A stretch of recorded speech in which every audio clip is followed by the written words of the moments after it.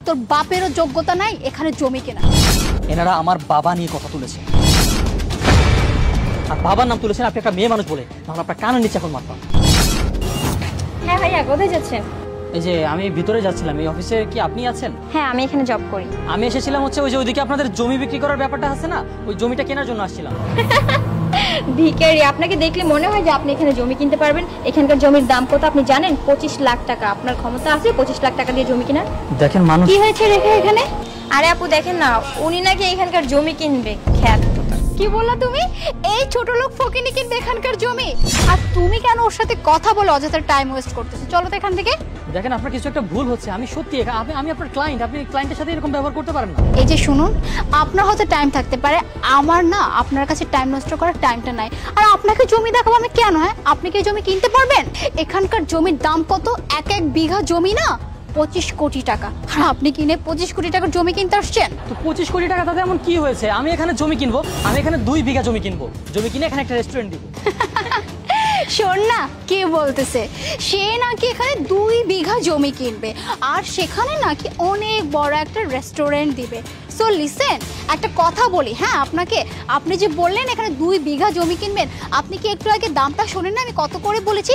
এক বিঘা জমি 25 কোটি টাকা। তাহলে 2 বিঘা জমির দাম কত আসে? 50 কোটি টাকা। আর 50 কোটি টাকার জায়গা কিনবেন আপনি? আপনার ড্রেস আপ দেখলে তো মনে হচ্ছে কি একটা শার্ট, গামছা মাথায়, হোয়াটএভার, কি জুতা পরে আসছেন? হ্যাঁ, 100 টাকা দামের জুতা পরে আসছেন 50 কোটি টাকার জমি কিনতে? এখানে মজা না করে প্লিজ আপনি আপনার রাস্তা মাপেন, যান। দেখেন আপনি কিন্তু এখন বেশি বাড়াবাড়ি করতেছেন। আপনার সাথে যেমন ব্যবহার করা দরকার আমি ঠিক তেমনটাই করেছি। রাস্তার ফকিন্নিকে এর থেকে ভালো ব্যবহার আমি দিতে পারবো না, সরি। আর তুই কিনবি এখানকার 2 বিঘা জমি? তোর কথা তো বাদই দিলাম, বুঝতে পারলি? তোর বাপেরও যোগ্যতা নাই এখানে জমি কেনা। এই দেখেন আপনি কিন্তু এখন বেশি বাড়াবাড়ি করতেছেন। আপনি একদম আমার বাবার নাম তুলবেন না। আপনার কি সমস্যা? হ্যাঁ, আমি আপনার ক্লায়েন্ট, আমি এখানে এসেছি জমি দেখার জন্য। জমি আপনি দেখাবেন, আপনি কেন আমার বাবার নাম তুলতেছেন? আর জামা কাপড় দেখে না কাউকে জাজ করবেন না। আরে স্যার, আপনি এখানে? হ্যাঁ, আমি এসেছিলাম ওই যে তোমাদের ওই সাইডে জমিটা বিক্রি হবে সেটা কেনার জন্য। তা ভালো কথা তো, আসুন আমি আপনাকে জমি দেখাতে নিয়ে যাই। না, জমি দেখার শখ না আমার মিটে গেছে। কেন স্যার, কোনো কি সমস্যা হয়েছে? আসলে তোমার এই 2 ম্যাডাম না আমার খুব খাতির যত্ন করেছে, আমার সাথে খুব ভালো বিহেভিয়ার করেছে।